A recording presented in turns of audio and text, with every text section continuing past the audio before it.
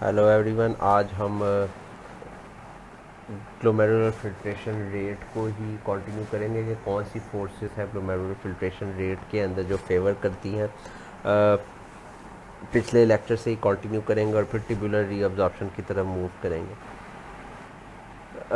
अगर आपको याद हो, मैंने आपको बताया था ये एक डिफरेंट तरीके से उसने इंटरप्रेट किया है, जिसमें हमारे पास ग्लोमेरुलस के अंदर कैपिलरी ब्लड प्रेशर है जो कि फेवर कर रहा है फिल्ट्रेशन को।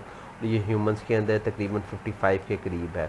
फिर मैंने आपको बताया था कि प्लाज्मा कोलाइडल ऑस्मोटिक प्रेशर है जो कि अपोज करता है फिल्ट्रेशन को, which is in the opposite direction, और ये 30 के करीब है। फिर हमारे पास बोमन्स कैप्सूल का हाइड्रोस्टैटिक प्रेशर है जो कि अपोज कर रहा है फिल्ट्रेशन को, ये तकरीबन 15 के करीब है।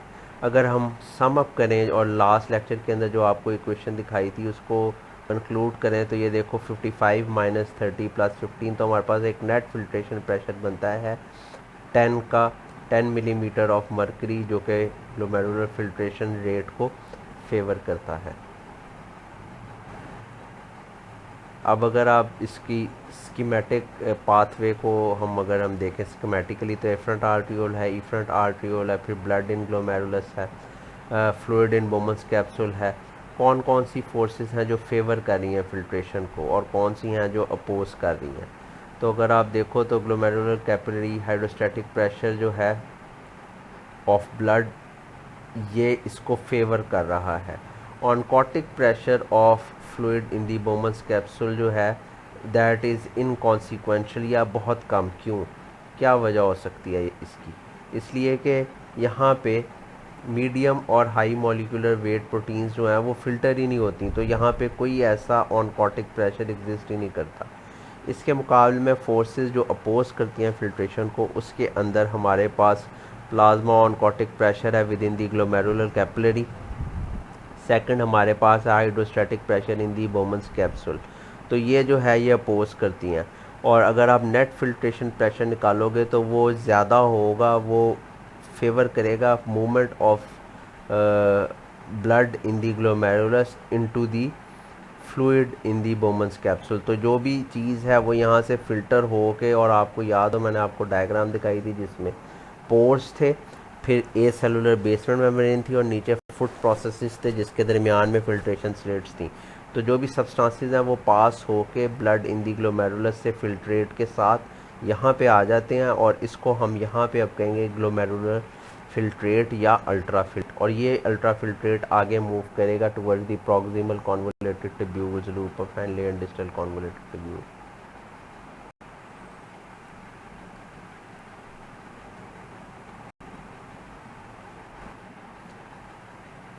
अब जो है एडजस्टमेंट्स किस तरीके से होती हैं, how does afferent arteriole adjust to alter the glomerular filtration rate. तो अगर आप देखो ये इफरेंट आर्ट्रियोल है, ये एफरेंट आर्ट्रियोल है, और दरमियान में ग्लोमेरुलस है। अगर आप ऑब्ज़र्व करो तो और यहाँ पे अगर आर्टीरियल ब्लड प्रेशर जो है वो इंक्रीज़ कर जाए तो क्या होगा, एफरेंट आर्ट्रियोल के अंदर भी ब्लड प्रेशर इंक्रीज़ होगा, there will be increase blood flow into the glomerulus, क्योंकि ब्लड ज़्यादा आ रहा है ना, ज़्यादा ब्लड प्रेशर है, तो यहाँ पे ग्लोमेरुलस के अंदर ब्लड फ्लो इंक्रीज़ कर जाएगा। अब आर्टीरियोलर एडजस्टमेंट किस तरह होगी, और ऑब्वियसली अगर ब्लड ज़्यादा आ रहा है तो क्या होगा, उसका इफ़ेक्ट आएगा, increased glomerular capillary blood pressure होगा। ग्लोमेरुलर कैपिलरी ब्लड प्रेशर अगर इंक्रीज़ करेगा तो automatically net filtration pressure increase करता है, नेट फिल्ट्रेशन प्रेशर इंक्रीज़ करेगा तो हमारे पास ग्लोमेरुलर फिल्ट्रेशन रेट जो है वो इंक्रीज़ कर जाएगा। अब किडनी क्या करेगी, या ये यहाँ पे आर्टीरियोलर एडजस्टमेंट किस तरीके से होगी, अगर आप ऑब्ज़र्व करोगे तो हमारे पास यहाँ पे एफरेंट आर्ट्रियोल जो है वो कॉन्स्ट्रिक्ट करेगी। जब वो कॉन्स्ट्रिक्ट करेगी, डायमीटर कम होगा, तो वो जो ब्लड पीछे से ज़्यादा आ रहा था बिकॉज ऑफ सिस्टेमिक हाइपरटेंशन या किसी भी वजह से ब्लड प्रेशर के इंक्रीज़ की वजह से, वो इस वेजो कॉन्स्ट्रिक्शन की वजह से, एफरेंट आर्ट्रियोलर कॉन्स्ट्रिक्शन की वजह से यहाँ पे ब्लड कम आएगा। जब ब्लड कम आएगा because of this vasoconstriction there will be decrease blood flow into the glomerulus. जब कम होगा तो फिर there will be decrease in glomerular capillary blood pressure. ये नेट फिल्ट्रेशन प्रेशर को डिक्रीज करेगी और अल्टीमेटली आपका ग्लोमेरुलर फिल्ट्रेशन रेट जो है वो डिक्रीज हो जाएगा। तो that's how arteriole afferent arteriole जो है वो वेजो कॉन्स्ट्रिक्ट करके तो ग्लोमेरुलर फिल्ट्रेशन रेट को मेंटेन करने की कोशिश कर रही है regardless of arterial blood pressure. और ये शॉर्ट टर्म के लिए बड़ा अच्छा कारआमद साबित होता है। यानी शॉर्ट टर्म के अंदर अगर ब्लड प्रेशर इंक्रीज्ड है तो जीएफआर किडनी खुद ही मेंटेन रखने का काम कर रही है, उसको एक नॉर्मल रेंज में रखने का कर रही है। अदरवाइज़ अगर आर्टीरियल ब्लड प्रेशर इंक्रीज़ हो तो ज़्यादा यूरिनेशन होना शुरू हो जाएगी ना, और क्योंकि जीएफआर ज़्यादा हो गया और बॉडी फ्लूइड लूज़ करना शुरू करेगी because of that arterial blood pressure, increase arterial blood pressure. तो एफरेंट आर्ट्रियोल जो है वो कॉन्स्ट्रिक्ट करके इस जीएफआर को वापस नॉर्मेलिटी की तरफ ले जाती है। इसके ऑपोजिट अगर आप देखो तो हमारे पास efferent arteriole, afferent arteriole, glomerulus, there is decreased arterial blood pressure या decrease blood flow into the glomerulus. इससे क्या होगा? इससे ये होगा कि आपके पास प्लाज्मा ग्लोमेरुलर कैपिलरी प्रेशर जो है वो कम हो जाएगा। There will be decreased glomerular capillary blood pressure, जिसकी वजह से नेट फिल्ट्रेशन प्रेशर डिक्रीज़ हो जाएगा और अल्टीमेटली ग्लोमेरुलर फिल्ट्रेशन रेट जो है वो भी डिक्रीज़ हो जाएगा। अब एफरेंट आर्ट्रियोल किस तरीके से एडजस्ट करेगी to normalize this? Afferent arteriole जो है वो हमारे पास इस सिचुएशन के अंदर वेजोडाइलेशन करेगी। इसकी वेजोडाइलेशन होगी, एफरेंट आर्ट्रियोल डायलेट करेगी। जब ये डायलेट करेगी तो there will be more blood that will flow into the glomerulus. जब ज़्यादा ब्लड आएगा तो फिर हमारे पास glomerular capillary blood pressure increase कर जाएगा। ये glomerular capillary blood pressure increase करेगा तो फिल्ट्रेशन प्रेशर इंक्रीज़ करेगा। ये फिल्ट्रेशन प्रेशर जो है ultimately will lead to increased glomerular filtration rate. तो ये शॉर्ट टर्म मैकेनिज़म्स हैं जो कि एफरेंट आर्ट्रियोल्स की वेजोकंस्ट्रिक्शन और वेजोडाइलेशन के नतीजे में ऑटोमेटिकली ग्लोमेरुलर फिल्ट्रेशन रेट जो है वो एडजस्ट हो रहा है। जो हमारे पास long term regulation of glomerular filtration rate है वो होता है बैरोसेप्टर रिफ्लेक्स के थ्रू। अब ये इस तरीके से काम करती है कि अगर आर्टीरियल ब्लड प्रेशर डिक्रीज़ हो जाए तो बैरोसेप्टर्स जो हैं वो करोटिड साइनस और अयोर्टिक आर्च के अंदर पड़े हुए हैं जो कि इस आर्टीरियल ब्लड प्रेशर को सेंस करेंगे। तो ये बैरोसेप्टर्स जो हैं जो करोटिड साइनस और अयोर्टिक आर्च में पड़े हुए हैं, they are going to sense this decreased arterial blood pressure. This will result in increase in sympathetic activity. Sympathetic activity increase होगी तो हमारे पास कार्डिक आउटपुट इंक्रीज़ करेगा, आर्टीरियोलर कॉन्स्ट्रिक्शन होगी, there will be generalised vasoconstriction. और ये सिर्फ efferent arteriole की वेजो कॉन्स्ट्रिक्शन ही, ये जनरलाइज्ड वेजो कॉन्स्ट्रिक्शन है बिकॉज सिंपैथेटिक एक्टिविटी तो पूरी बॉडी के वेसल्स के लिए है ना। तो there will be increased arteriolar vasoconstriction, this will increase the total peripheral resistance। तो अब आप देखो कि इस डिक्रीज ब्लड प्रेशर के नतीजे में कार्डिक आउटपुट भी ज़्यादा हो रहा है और टोटल पेरिफेरल रेजिस्टेंस भी ज़्यादा हो रही है। ये मिल के इस आर्टीरियल ब्लड प्रेशर को इंक्रीज़ करेंगे। Once the arterial blood pressure is increased so this is short time adjustment of this primary stimulus. जो स्टिमुलस था वो डिक्रीज आर्टीरियल ब्लड प्रेशर था, ये इंक्रीज्ड आर्टीरियल ब्लड प्रेशर जो है इसको शॉर्ट टर्म में एडजस्ट किया गया है। लॉन्ग टर्म में क्या होगा? There will be increased efferent arteriole vasoconstriction जो कि किडनी के लेवल पे हैं। इसकी वजह से जब वेजोकॉन्स्ट्रिक्शन होगी, जैसा कि आपको सेकंड लास्ट स्लाइड में हमने देखा था, ग्लोमेरुलर फिल्ट्रेशन रेट डिक्रीज़ करेगा, जीएफआर डिक्रीज़ करेगा तो यूरिन वॉल्यूम कम होगा। यूरिन वॉल्यूम कम होगा तो there will be increased conservation of sodium chloride and water. ये जो ग्लोमेरुलर फिल्ट्रेशन रेट जब कम होगा तो फिल्ट्रेट कम जाएगा, फिल्ट्रेट कम जाएगा तो साथ ही साथ ऑब्वियसली एक वाटर और सोडियम क्लोराइड कम जा रहा है और साथ ही साथ किडनी जो है वो सोडियम क्लोराइड को under the influence of aldosterone और water under the influence of anti diuretic hormone, इनकी कंजर्वेशन होगी। कंजर्वेशन होगी तो automatically arterial blood pressure increase करेगा, बिकॉज ये एक्स्ट्रा सेलुलर फ्लूइड ऑस्मोलैलिटी का इम्पॉर्टेंट कंपोनेंट है। ये ECF ऑस्मोलैलिटी इंक्रीज़ कर रहा है और ये ECF वॉल्यूम इंक्रीज़ कर रहा है। तो जब एक्स्ट्रा सेलुलर फ्लूइड वॉल्यूम और ऑस्मोलैलिटी ये इंक्रीज़ करेगी तो ऑटोमेटिकली आर्टीरियल ब्लड प्रेशर बेहतर होगा, इंक्रीज़ करेगा। और this is long term adjustment of this primary stimulus. So this is long term regulation of glomerular filtration rate through the baroreceptor reflex, which is short term, and long term adjustment through the kidneys.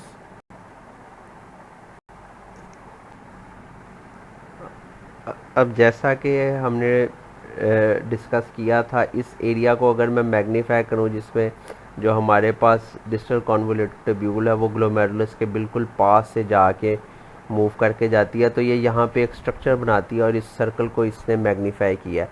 अगर अब आप देखोगे तो ये distal tubule है। इस distal tubule के यहाँ पे हमारे पास कुछ स्पेशलाइज सेल्स पड़े होते हैं जिसको कहते हैं मैक्यूला डेंसा, और ये मैक्यूला डेंसा जो है ये सॉल्ट कंसंट्रेशन को सेंस कर सकते हैं। इनके साथ ही मेसेंजियल सेल्स पड़े हुए हैं और ग्रैनुलर सेल्स पड़े हुए हैं।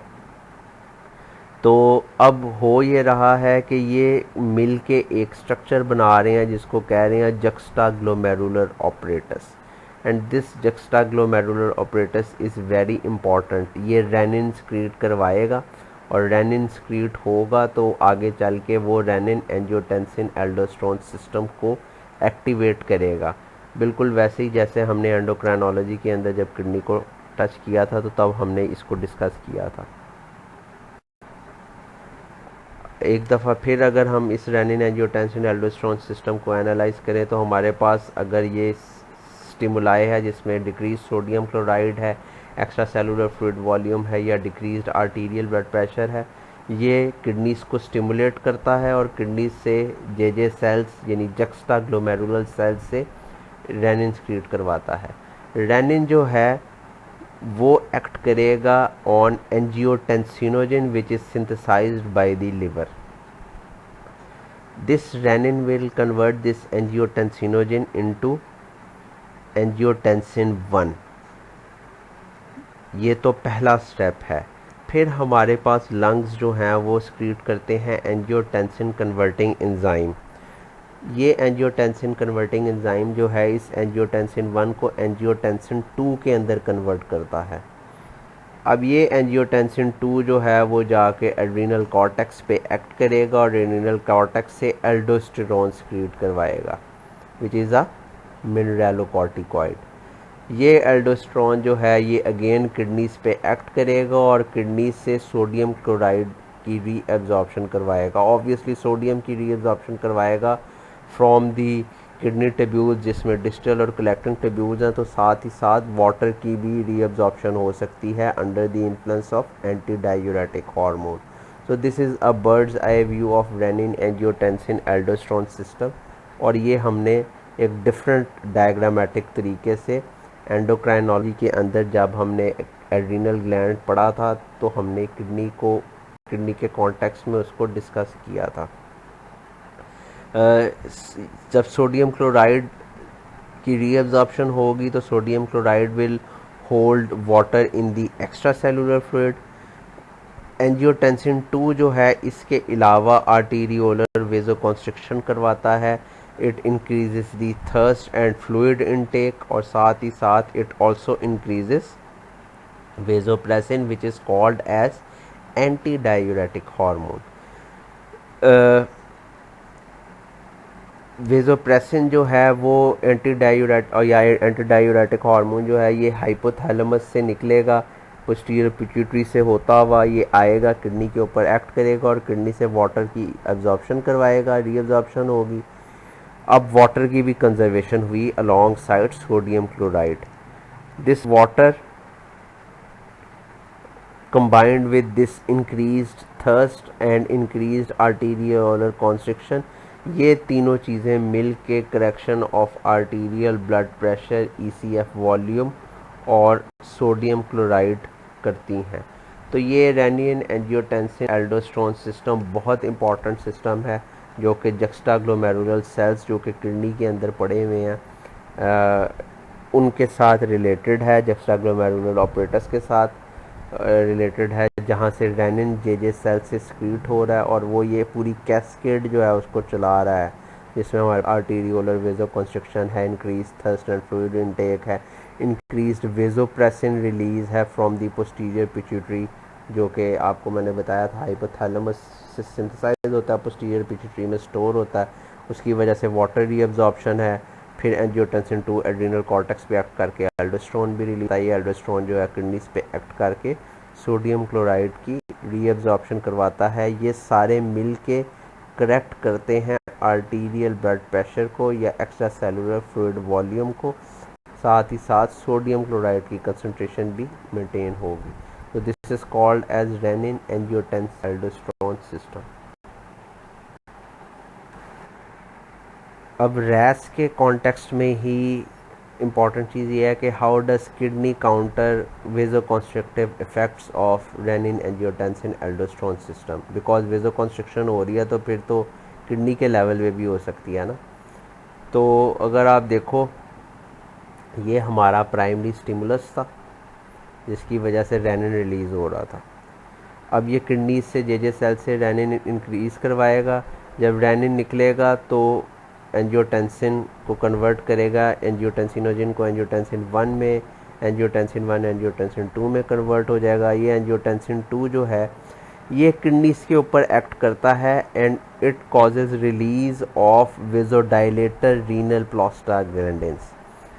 There will be production and release of vasodilator renal prostaglandins. तो हमारे पास रीनल सिस्टम में किडनी के कॉन्टेक्स्ट में वेजोडाइलेशन होगी, वेजोडाइलेटर सब्सटेंसेस प्रोड्यूस होते हैं जिसमें PGE2 है, प्रोस्टाग्लैंडिन E2 और PGI2 है। ये प्रोस्टाग्लैंडिन्स जो हैं दे आर इंट्रारीनल वेजोडाइलेटर्स। इंट्रारीनल वेजोडाइलेशन जो है वो होगी to counter angiotensin 2 vasoconstriction effects, जो कि पिछली स्लाइड में एंजियोटेंसिन की वेजो कंस्ट्रक्शन करवा रहा था ना पूरी बॉडी के अंदर। किडनी के अंदर वेजो कंस्ट्रक्शन नहीं होती बल्कि वेजो डायलेशन होती है। तो इस तरीके से किडनी जो है अपने आप को प्रोटेक्ट करती है from the vasoconstrictive effects of renin angiotensin aldosterone system and GFR actually increases as renin angiotensin aldosterone system increases. और GFR इंक्रीज क्यों कर रहा है? Because there is vasodilation at the level of kidney. So RAS activation increases GFR by constriction of efferent artery. ये भी एक important चीज़ है, ये efferent नहीं है, this is efferent arterioles, and to maintain pressure in the glomerulus and therefore keeping the glomerular filtration rate steady. Angiotensin 2 constricts both the efferent and afferent arteriole but with a much greater effect on the efferent arteriole.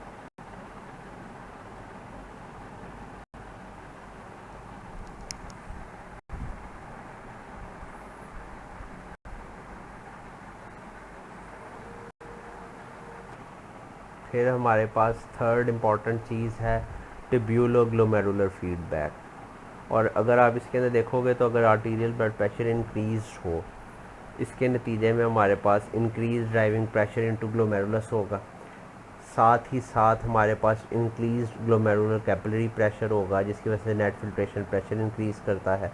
Obviously फिर GFR increase कर जाएगा। जब glomerular filtration rate increase कर जाता है तो that increases the rate of fluid through the tubules.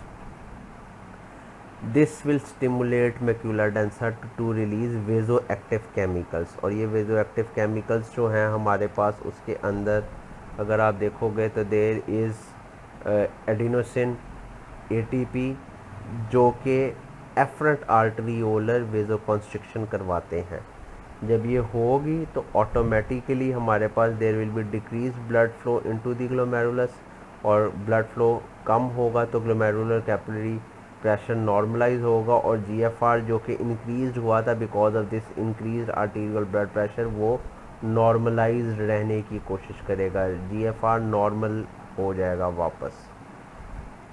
चूँकि ये आर्टीरियल ब्लड प्रेशर की वजह से जो ये इंक्रीज़ आया था GFR के अंदर, बिकॉज मैक्यूला डेंसा ने उसको सेंस किया तो वेजो एक्टिव केमिकल्स बनाए। ये वेजो एक्टिव केमिकल्स जो हैं ये आगे चल के ATP और एडिनोसिन बनाएंगे, जो कि वेजो कॉन्स्ट्रिक्शन करवाएंगे एफरेंट आर्ट्रियोल्स की।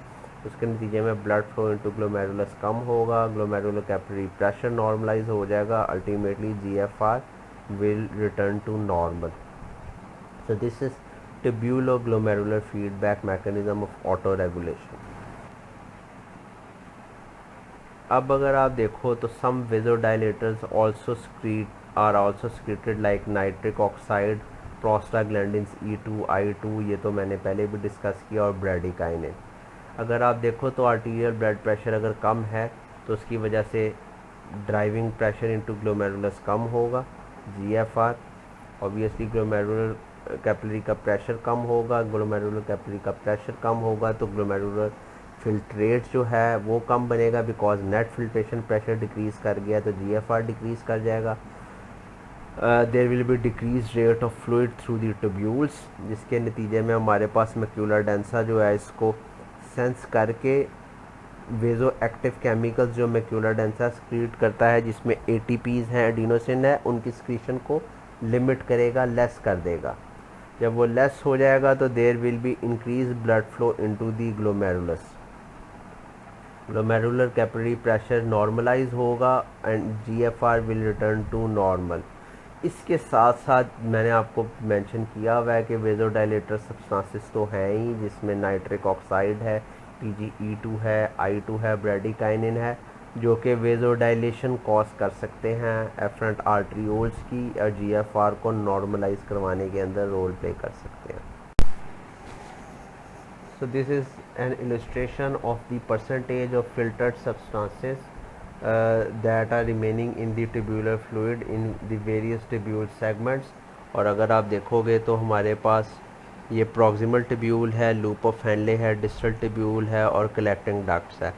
अगर अब आप देखोगे तो किसी भी सब्सटेंस की अगर 100 क्वांटिटी लें, और इस वक्त मेंशन किया हुआ है ग्लूकोज, वाटर, सोडियम, क्रिएटिनिन और इनोलिन, तो ग्लूकोज जो है वो सारे का सारा almost all of it is absorbed in the proximal tubules. साथ ही साथ हमारे पास वाटर और सोडियम जो है वो तकरीबन 60% के करीब जो है वाटर और सोडियम की रीअब्जॉर्प्शन हो जाती है। बाकी लूप ऑफ हैंडले के अंदर सोडियम की 20% के करीब और वाटर जो है तकरीबन 15% के करीब वाटर की रीअब्जॉर्प्शन होती है। फिर डिस्टल ट्यूब्यूल्स में भी वाटर और सोडियम की रीअब्जॉर्प्शन होती है, और फिर कलेक्टिंग डक्ट के अंदर भी जो बाकी बचता है वाटर और सोडियम, उसकी रीअब्जॉर्प्शन हो जाती है। इससे अगर आप कंपेयर करो क्रिएटिनिन को या इनोलिन को, तो जो ग्लोमेरुलर फिल्ट्रेट के अंदर है इनोलिन, वो as it is that is excreted out of the body, it is not absorb. So this is the percentage absorption actually. तो इनोलिन जो है वो रीअब्जॉर्ब होता ही नहीं, it is excreted out as such. और 100 से ऊपर जो क्रिएटिनिन शो हुआ है, इसका ये मतलब ये है कि जो ग्लोमेरुलर फिल्ट्रेट के अंदर आया वो कंसंट्रेशन तो है, बट क्रिएटिनिन की स्क्रीशन भी होती है, ट्यूब्यूलर स्क्रीशन भी होती है, यानी पेरिट्यूब्यूलर कैपिलरीज से कुछ ना कुछ क्रिएटिनिन मूव करके इनटू द ट्यूब्यूलर फ्लूइड भी आता है। सो दैट्स वाई ये स्क्रीशन जो है वो ज़्यादा शो की गई हुई है। So creatinine is secreted by the proximal tubule and is excreted at a greater rate than the reference substance। ये इनोलिन जो है ना, यहाँ पे इसने एज अ रेफरेंस सब्सटेंस लिया है टू एज के डिफरेंट प्रोडक्ट्स की, डिफरेंट सब्सटेंसेस की एब्जॉर्प्शन और स्क्रीशन किस तरीके से हो रही है। अब अगर हम ट्यूब्यूलर रीअब्जॉर्प्शन के कॉन्टेक्स्ट में देखें, so this is a schematic illustration that shows various transport processes in the proximal tubule epithelial cells। अगर अब आप देखोगे तो सारी की सारी ट्रांसपोर्ट जितनी भी है that is driven by active reabsorption of sodium by the sodium potassium ATPase pump that is located in the basolateral membrane। सो ये सोडियम पोटेशियम ATPase पंप जो है ये बेसिकली ड्राइवर है, ये जितनी भी ट्रांसपोर्ट हो रही है from the luminal side into the cell. ये ल्यूमिनल साइड है, ये ब्लड साइड है, this is basolateral membrane and this is the apical membrane. और यहाँ पे ग्लोमेरुलर फिल्ट्रेट या अल्ट्रा फिल्ट्रेट मौजूद है, ये प्रॉक्सिमल टिब्यूल का सेल दिखाया हुआ है। तो हमारे पास यहाँ पे अगर आप देखोगे ग्लूकोज की एब्जॉर्प्शन है जो कि सोडियम लिंक्ड ग्लूकोज ट्रांसपोर्ट है, फिर अमाइनो एसिड्स अगर कोई हैं मौजूद तो उनकी एब्जॉर्प्शन है, फॉस्फेट, सिट्रेट, सल्फेट, इन सब की रीअब्जॉर्प्शन होती है in the proximal tubules. Also other solutes that enter the cell, most of these reabsorption is by sodium coupled secondary active transport on solute specific transporters, यानी citrate specific, sulfate specific, phosphate specific, glucose specific, amino acid specific, sodium coupled secondary transport। और ये secondary इसलिए कह रहा हूँ क्योंकि primary तो ये है ना सोडियम पोटेशियम ATPase पंप। ये भी याद रखना कि it is driven by low intracellular sodium concentration, therefore resulting from the active transport of sodium out of the cell through this sodium potassium ATPase pump. तो यहाँ पे सोडियम की concentration कम होगी ऑटोमेटिकली, और वो कम क्यों हो रही है, इसकी वजह से, सोडियम पोटेशियम ATPase पंप की वजह से। जब यहाँ पे कम होगी तो ऑटोमेटिकली सोडियम यहाँ से फिल्ट्रेट से मूव करके सेकेंडरी एक्टिव ट्रांसपोर्ट के ज़रिए इधर आएगा, और जब आएगा तो अपने साथ इन स्पेसिफिक ट्रांसपोर्टर्स के ज़रिए glucose, amino acid, citrate, sulphate, phosphate वगैरह उनको मूव करवा लेगा through the apical membrane. So that's how इनकी एब्जॉर्प्शन होगी। यहाँ जब ये सेल के अंदर आ जाएंगे तो फिर सल्फेट जो है वो बाइकार्बोनेट के साथ लिंक करके तो ब्लड के अंदर आ सकता है, ग्लूकोज के लिए एक अपना मैकेनिज़्म है। फॉस्फेट जो है वो भी अनडिस्कवर्ड है, बट असेंशली ये जितने भी हैं ये अल्टीमेटली इस बेसोलेटरल मेम्ब्रेन को भी पास करके मूव कर जाएंगे इनटू दी ब्लड या into the peritubular capillaries, the fluid in the peritubular capillaries.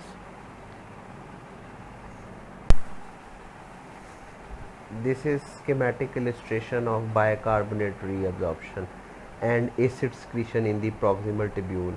और अगर आप देखोगे तो active reabsorption of sodium by the basolateral sodium potassium ATPase pump drives the secretion of hydrogen through sodium hydrogen exchanger, जिसको हम NHE3 भी कहते हैं, which is located on the apical membrane। Apical hydrogen ATPase जो है वो contribute करता है to the proximal tubule proton secretion, और ऑब्वियसली हाइड्रोजन आयन की स्क्रीशन हो रही है इनटू दी टिब्यूलर फ्लूइड। साथ ही साथ हमारे पास अगर आप देखोगे in the lumen the secreted hydrogen and filtered bicarbonate form the water and carbon dioxide. Carbon dioxide जो है it can cross the apical plasma membrane into the cell and this is facilitated by aquaporin 1 channels।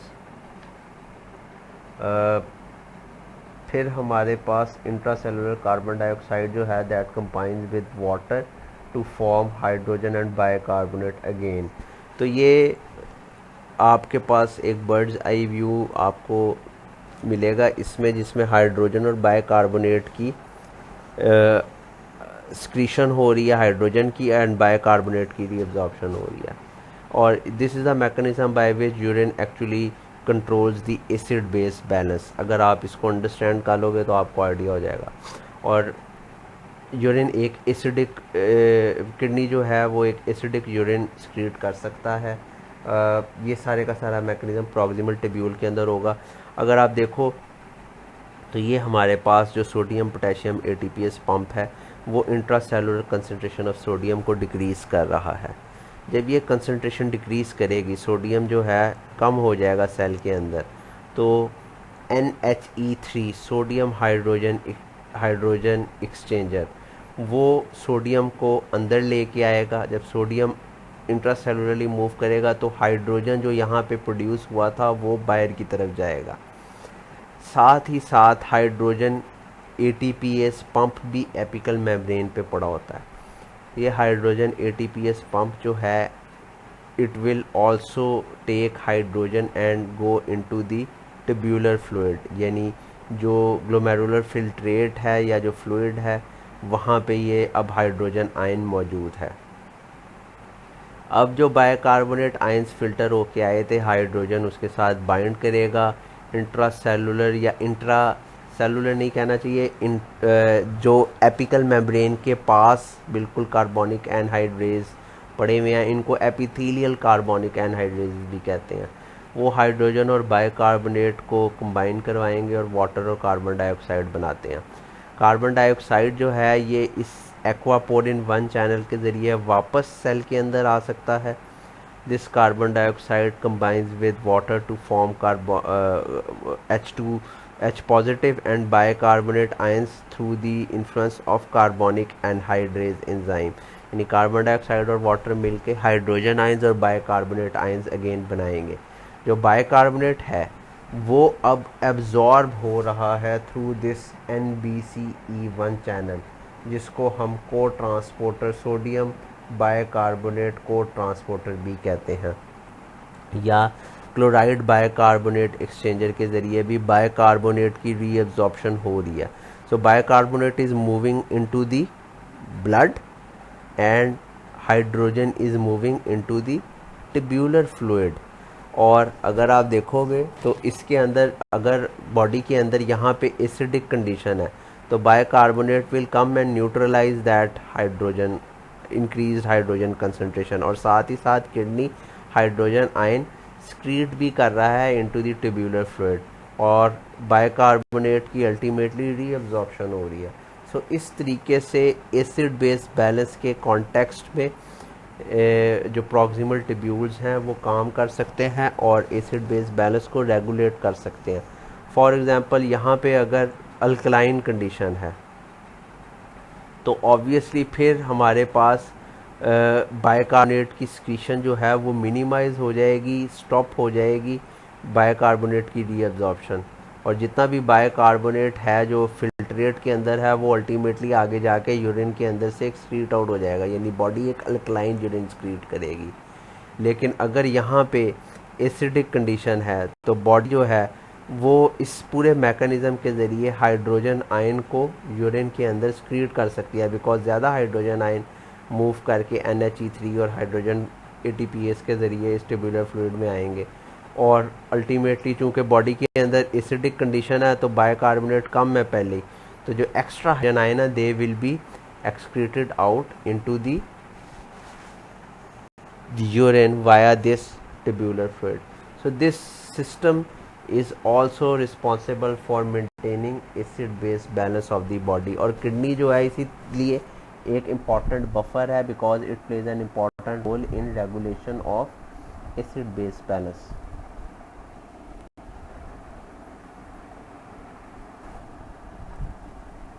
इस lecture को conclude करते हैं। कल हम tubular reabsorption को wind up करके तो वाटर बैलेंस के मतलब कुछ चीज़ें डिस्कस करेंगे। वैसे मैंने वाटर बैलेंस को एक्सटेंसिवली कवर किया था वेज़ोप्रेसिन के साथ, तो लेकिन हम किडनी के कॉन्टेक्स्ट में देखेंगे कि वेज़ोप्रेसिन के अलावा ऐसे क्या मैकेनिज़म्स हैं जो कि वाटर बैलेंस मेंटेन करने का काम करते हैं।